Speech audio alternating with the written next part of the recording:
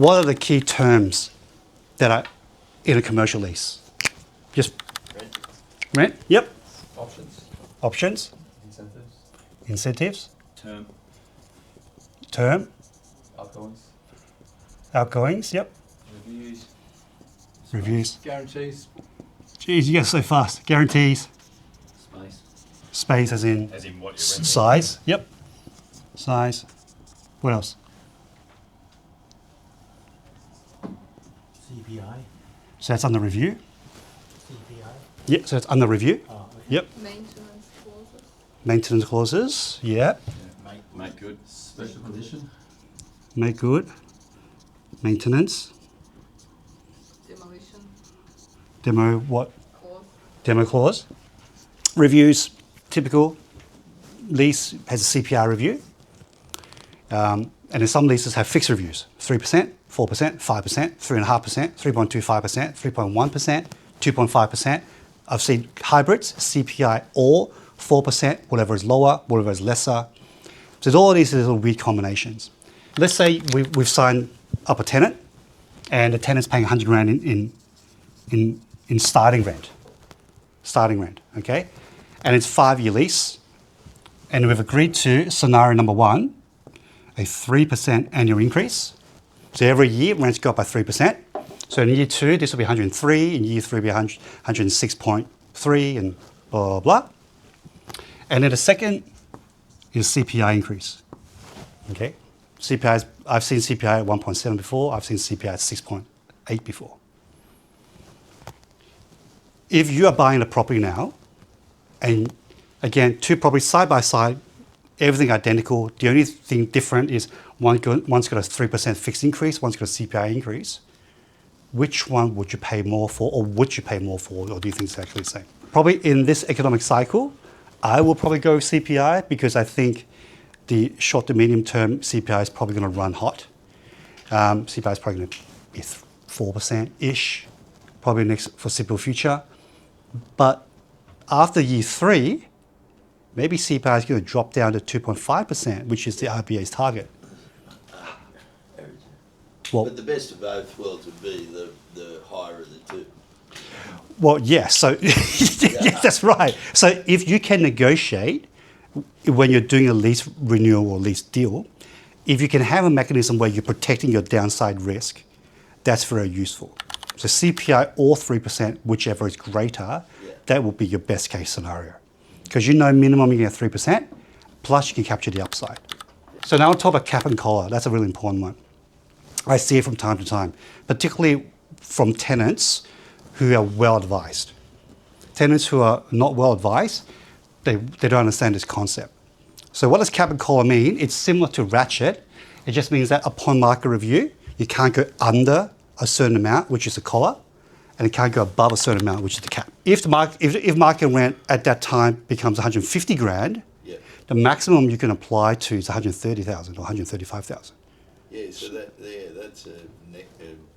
big negative. That's a big negative. So when you guys are renegotiating leases and the tenant wants to put this in place, tell them very politely to go away. Okay, because as a building owner, that's going to kill your valuation faster than anything. What we haven't talked about is what type of make good. So there's full make good, there's partial make good, there is selective make good. Okay, so what that means is a full make good, that's pretty straightforward. I'm going to rip out everything in this complex. Let's say we've rented this room. A full make good will be remove all the furniture, remove all the lighting, remove the fixture and fittings, everything. Partial make good might be, we're going to keep the curtains, we're going to keep the lights, we're going to keep the ceiling, but we remove this, remove that, remove the whiteboard. Selective means I'm only removing certain things. And why we would have that is in situations where the tenant is investing a lot of money in the building to run the business, they might turn around and say, well, we don't want to rip that out because A, it's very expensive, but B, you as a landlord, by keeping it, there's value.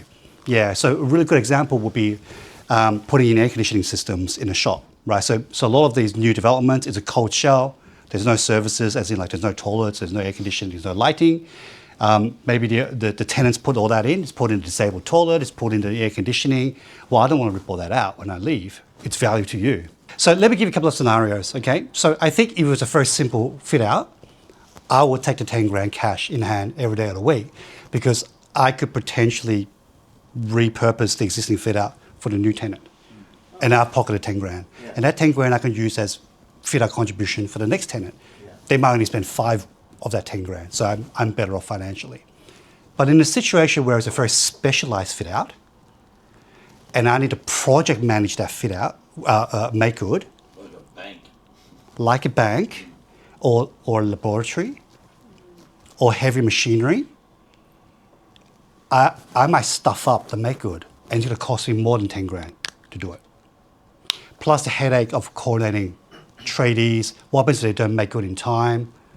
What happens if it's supposed to take 3 weeks, but because I didn't execute properly, it's now taking 6 weeks, and the incoming tenant wants to move in 2 weeks before that. I've just blown out a timeline, I've mismanaged. So I think 90% of the time, I would agree, I would take the cash because I think 90% of the time, the fit outs tend to be fairly straightforward. But when there's a specialized fit out with heavy machinery, personally, I would get the tenant to do it. Because even though they might get 10 grand in quotes, as you guys all know with builders, sometimes they underquote. Another quick example. So let's say you've got the space advertised for 100 grand per annum in rent. Okay? Tenant comes and say, well, look, I want a discount. I want 10% discount. I only want to pay 90 grand, okay, because I like to negotiate. Okay, so you've got two choices, right? You can say, okay, no worries, I'll drop the rent to 90K, no problem, sign a 5-year lease, sweet. Or you can say, you know what, I like to keep the face rent at 100K, but how about give you an incentive equivalent to 10% instead? So let's say if I sign a 5-year lease, a 10% equivalent to a 5-year lease is 6 months rent. Because it's a 60-month term, 10% of that is 6 months. Okay, so rather, I'm going to give you 6 months rent-free. The only catch with that is if the bank valuer catches that, he's going to assess your property at a discount rent, not at the face rent. Yeah.